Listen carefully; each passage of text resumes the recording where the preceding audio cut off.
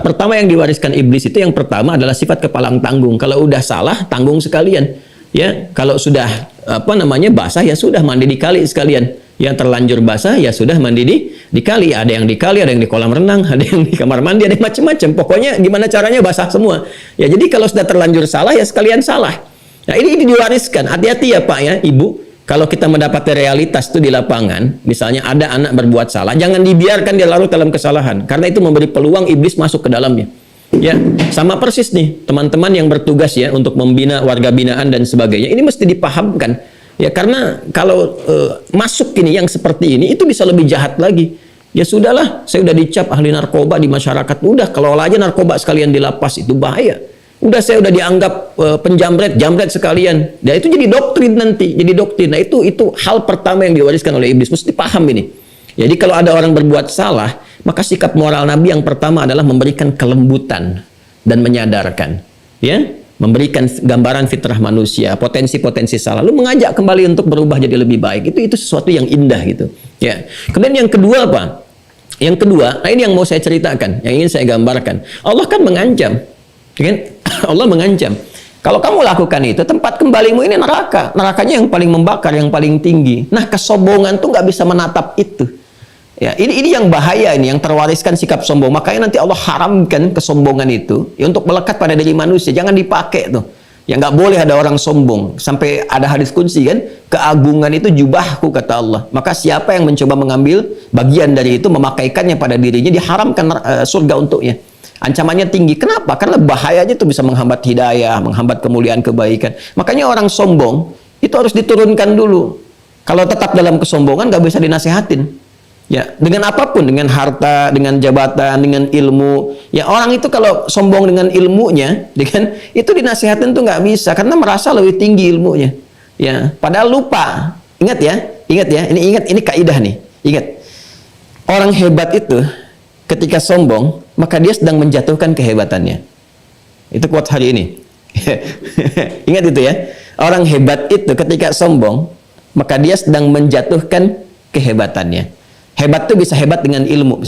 Ingat ya. Ketika orang berilmu sombong, maka pada saat itu dia sedang menjadi orang yang bodoh. Ya, itu quote yang kedua. Ketika orang berilmu sombong, maka pada saat itu dia sedang menjadi orang yang bodoh. Gitu ya. Ingat, karena sedang menurunkan keilmuannya. Itu nggak bisa dinasehatin. Ya, nggak bisa dinasehatin. Kecuali ada level yang merasa lebih tinggi lagi, itu pun masih ngeles. Itu sudah tipikal. Itu warisan setan itu. Itu warisan setan. Hati-hati ya. Sama, kedudukan juga jabatan. Diingatkan masih ngeyel, masih terus begitu. Itu warisan. Awas ya, hati-hati itu. Dan itu akan, ketika dia bertindak, akan semakin bodoh.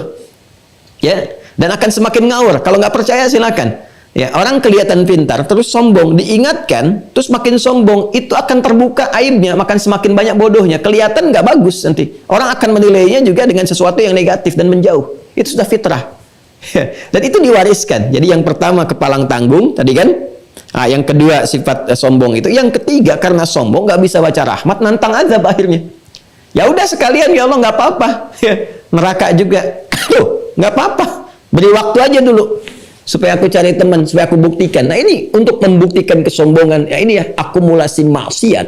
Sehingga terakumulasi, nggak ada kepekaan lagi akhirnya. Ya, kepekaan untuk menghadirkan kekhawatiran, ketakutan, mendapatkan ancaman itu gugur. Kenapa? Karena ada akumulasi kesombongan di dalamnya, kesombongan yang akut gitu. Sehingga magnitude pembakaran neraka itu ya dengan segala sifatnya. Kan di neraka itu sifat azab berkumpul semua. Likuifasi yang menelan semua orang dengan pembakaran lebih tinggi. Ya, ada gempa yang ketika naik gini turun lagi. Itu semua hal musibah yang teralami disampaikan di dunia itu muncul semua di situ. Ya, jadi ini digambar itu nggak ada kepekaan lagi. Anzirni ya ila yaumi yub'atsun. Ya Allah, ya udah. Kalau emang neraka, ya neraka. Itu kan. Tapi aku akan buktikan. Beri aku waktu untuk membuktikan kesombongan lagi. Nah, jadi sifat yang ketiga yang dia wariskan, dia menantang. Ya udah, kalau memang itu, ya udah, berikan waktu gini. Nah, itu diwariskan, diinjek kepada anak cucu Adam. Ya, dengan apa? Nah, ini nanti akan kita detilkan. Ya, nanti diberikan sifat-sifat dengan perbuatan tertentu yang kalau kita nggak waspada, perbuatan itu ternyata itu trap. Perangkat-perangkat yang setan siapkan untuk mewariskan sifat ketiga yang melekat kepadanya. Ya, nanti keluarlah tantangan-tantangan untuk menantang azab, mengonfirmasi azab. Ini diantaranya. Sa'ala sa'ilum bi'adzabi waqi. Ada orang yang bertanya untuk mengonfirmasi, kapan sih azab itu datang? Ya, neraka itu gimana sih? Tapi sifatnya ngolok-ngolok. Ya, jadi udah menyiapkan dirinya. Ya, memang Muhammad SAW kalau memang ada neraka yang kamu gambarkan itu, kapan kejadiannya? Ya, seperti apa nih? Nah, itu udah ada olok-oloknya nih. Ya, nah ini biasanya yang penting dulu saya ingin sampaikan teman-teman sekalian, fokus baik-baik ya. Ini sifatnya di sini ada nakirah, sa'il. Lihat nggak ada alif lamnya. Allah tidak mengatakan sa'ala sa'ilu, tapi sa'ala sa'ilum bi'adzabi waqi'. Sa'il. Kalau nakirah berarti sifatnya umum. Menjangkau semua lapisan tanpa batas di setiap generasi. Artinya apa? Setan itu mewariskan sifat godaan ketiga ini, itu nggak ada batas. Di setiap generasi akan ditemukan yang seperti ini. Makanya berganti nabi pun ada yang nantang azab, dikasih oleh Allah mukaddimahnya, seperti umat Nabi Nuh, umat Nabi Lut, ya kan? Kaum Ad, kaum Thamud dan sebagainya. Di umat Nabi Muhammad SAW di awal-awal periode berdakwah ada yang begitu. Nah, walaupun Nabi sudah meninggal, umat berganti, ajarannya abadi karena dijamin oleh Allah sampai kiamat. Setiap generasi akan ditemukan yang begitu. Jadi sekarang pun potensial akan ada yang ditemukan, walaupun dengan ekspresi yang berbeda-beda. Tapi sebetulnya substansinya sama. Apa? Di neraka ya? Ya nggak apa-apalah, nanti kumpul-kumpul juga ada yang lain sama yang lain, kan? Ya itu ada kesan-kesan demikian, ya kesan-kesan demikian. Jadi ada di sini kan rasa yang diterimanya tuh ada sifat bertanya dengan mengolok-ngolok, ya ada sifat bertanya dengan mempermainkan. Ya ada istihza di situ dan ada juga kesan untuk meringankan, seakan-akan yang seperti itu ringan. Ya, seakan-akan ringan. Bahkan nanti di lisan-lisan genealogi Yahudi itu ada yang terwariskan sampai mengatakan nggak apa-apa lah masuk neraka paling sebentar. Itu ada yang seperti itu. Kami kan kekasih Allah, disenangi Allah. Jadi ada yang saking rasial tingginya sampai mengatakan kita itu umat terbaik. Paling kalau salah dihukum neraka cuma sebentar. Dan itu diviralkan oleh Allah langsung supaya dihindari. Ada di Quran surah kedua Al-Baqarah di ayat ke-80. Ya, kalau Anda baca Quran surah kedua Al-Baqarah ayat 80. Wa qalu lan tamassana an-naru illa ayyaban ma'dudah. Ya, dan mereka berkata ketika diingatkan itu mereka komen langsung. Ya nggak apa-apa, kami kan umat terbaik, kekasih Allah, ras yang paling tinggi, yang paling unggul. Kalaupun salah masuk neraka paling cuma sebentar, berapa hari aja, kan? Makanya nanti dijawab di ayat itu disampaikan, emang udah terkonfirmasi dari Allahnya begitu. Ya, itu confirm nggak? Satu nggak bahasa kita kan sekarang? Ya, bahasa kita kan sekarang begitu kan? Ya, qul attakhadhtum indallahi ahda falan yukhlifallahu ahda. Emang kamu udah bikin perjanjian sama Allah? Terkonfirmasi. Karena sifat Allah itu nggak mungkin mengingkari janji. Ya, kalau manusia mungkin, kau yang berjanji, kau yang mengingkari, kau yang memulai, kau yang mengakhiri, itu kan? Allah tidak, berjanji pasti tepat. Ya karena itu di ayat lain diancam lagi sama Allah. Nih seharinya bisa 1000 tahun. Kalau kamu ngeyel bisa 50.000 tahun. Makanya yang di As-Sajadah itu nanti 1000 tahun, di Al-Ma'arij 50.000 tahun. Tuh, bagi penantang yang seperti ini tuh dikasih gambaran tuh 50.000 tahun tuh.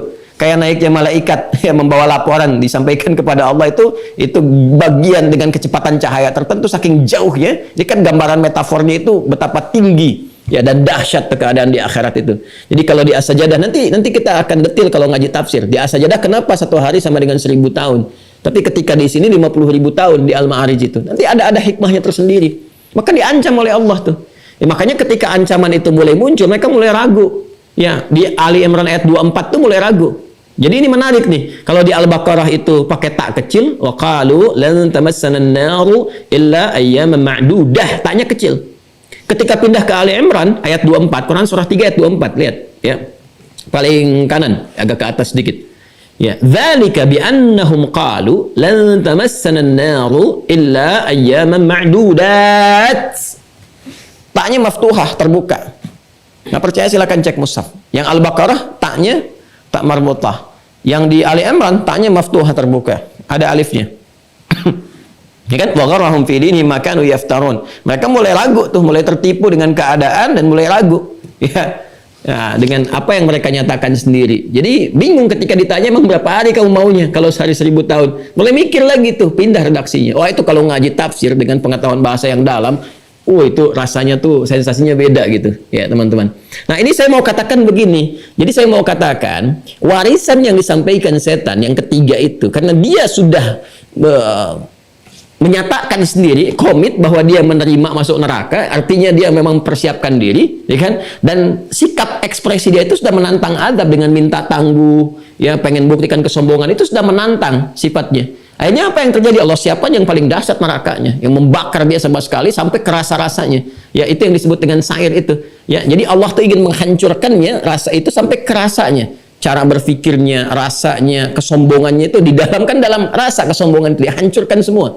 Ya, itu diwariskan. Pewaris ini melahirkan sikap-sikap yang nggak jauh berbeda. Ya, apa diantaranya? Ini nanya sambil ngolok-ngolok, sambil nantang. Setiap masa punya eranya, mungkin beda-beda. Ya, orang-orang Yahudi dulu mengatakan, paling berapa hari begini. Orang sekarang mungkin akan berbeda. Oh di neraka ya?